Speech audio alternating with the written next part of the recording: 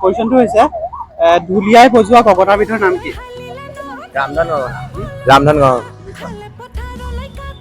গগনা হয় নে নহয়? হ'ব পাৰে দেই, মই সেইটো নাজানো। ৰামধন গগনা ন? আহিবলগীয়া একো কথা নাই, চবে চব বস্তু নোৱাৰে। ঢোলৰ মাৰি দিলে কি বুলি কয়? আন এটা নাম কি? মাৰি ঢোলৰ। कौन है ये लोग कहां से आते हैं? ঠিক আছে, বিহুত ডেকা ল'ৰাসকলে কঁকালত যে কাপোৰখন মাৰি থয় সেইটো কি বুলি কয়? টঙালি। কি হয়? টঙালি। টঙালি হয় জানো? হয়। ঢোল বনোৱা মানুহজনক কি বুলি কোৱা হয়? ঢোল যে বনাই মানুহজনক কি বুলি কোৱা হয়?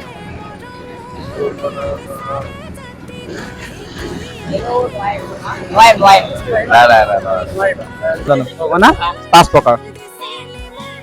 কি বুলি ক'লে এতিয়া? 2 প্ৰকাৰ নি? আমি এবিধে দেখিছো, বাকী কিবি নাই দেখা। 2 প্ৰকাৰ। ন ঢুলীয়াই বজোৱা গগনাবিধৰ নাম কি? এটা গগনা আছে ঢুলীয়াই বজায়, নামটো নবজায়। নামটো ৰামধন। ঢুলীয়াই বজায়। হা? ৰামধন। তুমি? ৰামধন। বিহুত ব্যৱহাৰ হোৱা জাপিটো যে, সেই জাপিটো কোন দেশত জন্ম হৈছিল? কোন দেশৰ পৰা আহিছিল? অসম দেশত। তুমি কোৱা। क्या बोला तूने? তুমি কোৱা জাপিটো। অসম ৰাজ্যত।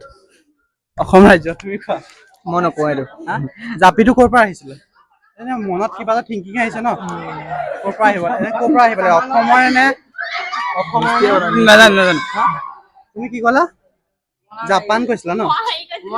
হৈছে, ওচৰে পাজৰে আছে, কোৱা। মনা কৰি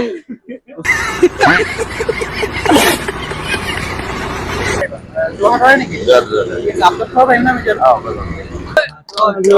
ৰিয়ালৈ পানীটো কি থাকোতে মাজনী হাতত চো, ৰিয়ালৈ পানীটো কি থাকোতে মাজনী ঐ হ'বনো পানী লগা জ্বৰ।